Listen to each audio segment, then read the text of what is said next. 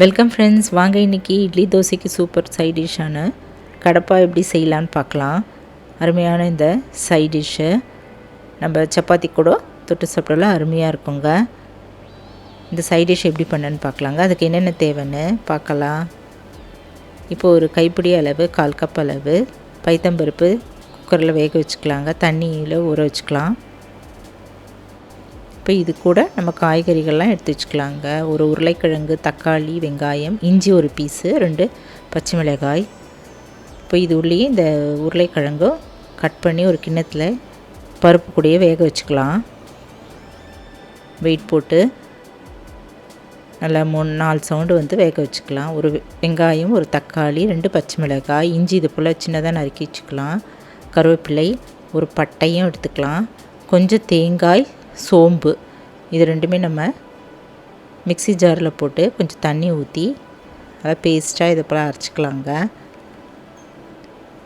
இப்போ அடுப்பில் ஒரு கடாய் வச்சுட்டு அதில் கொஞ்சம் ஆயில் ஊற்றிட்டு பட்டையை போட்டு தாளிச்சிக்கலாம்.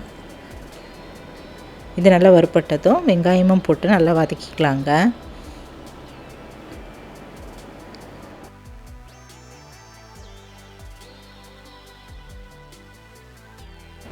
கருவேப்பிலை, கட் பண்ணி வச்சுருக்கிற இஞ்சி,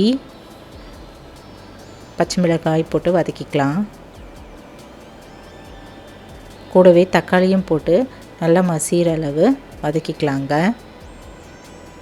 இதில் இன்னும் காரம் தேவைப்பட்டால் இன்னும் ஒரு பச்சை மிளகாயை ஆட் பண்ணிக்கலாம்.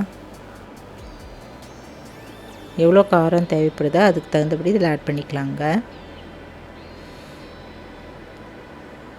இப்போ நான் பருப்பும் உருளைக்கிழங்கும் நல்லா வெந்துருச்சு, தனியாக எடுத்துடலாம். பருப்பு நல்லா கொஞ்சம் தண்ணி ஊற்றி நல்லா கடைஞ்சிக்கலாம். இந்த பைத்தம்பருப்புலேயே நான் கொஞ்சம் பெருங்காயமும் போட்டிருந்தேங்க. மஞ்சத்தூள், பெருங்காயம்லாம் போட்டு நல்லா வேக வச்சுக்கலாம். இப்போ இந்த உருளைக்கிழங்கை நல்லா மசிச்சுக்கலாம்.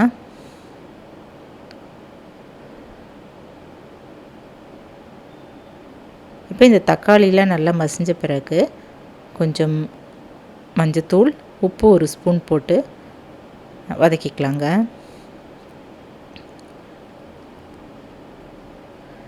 இப்போ நல்லா வதங்கின பிறகு நம்ம மசிச்சு வச்சுருக்கிற உருளைக்கிழங்கு கூடவே வேக வச்சுருந்த பருப்பு அதையும் இது கூட ஆட் பண்ணிவிட்டு கொஞ்சம் கூட நம்ம தண்ணி இதில் சேர்த்துக்கலாம். நல்லா தண்ணியாக இருந்தால் தான் நல்லா இட்லி தோசையெல்லாம் பிசைஞ்சு சாப்பிட்றதுக்கு நல்லா இருக்கும். அதனால் நம்ம இதில் இன்னும் கொஞ்சம் தண்ணி கூட ஆட் பண்ணிக்கலாம். பருப்பு தண்ணியெல்லாம் கழுவி ஊற்றிட்டு உப்பு போதுமான்னு செக் பண்ணிக்கலாங்க. உப்பு பத்தலைனா கூட இன்னும் கொஞ்சமாக உப்பு போட்டு நல்லா மூடி வச்சிடலாம். நல்லா கொதிக்கட்டும்.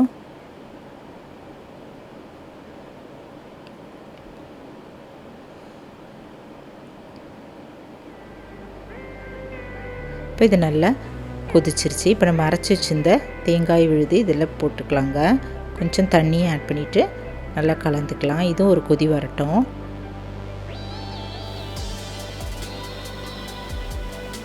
மூடி வச்சிடலாம்.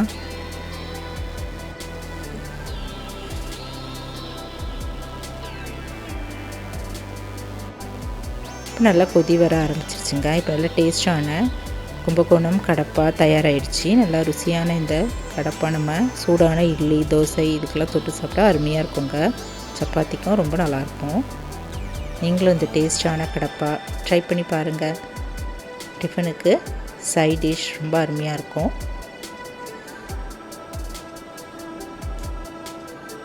இந்த வீடியோ பிடிச்சதுன்னா என்னுடைய சேனலான குக்கிங் வித் சித்ரா அன்பு சேனலில் சப்ஸ்கிரைப் பண்ணிக்கோங்க. தேங்க்ஸ் ஃபார் வாட்சிங். நம்ம அடுத்த வீடியோவில் பார்க்கலாம். நன்றி, வணக்கம்.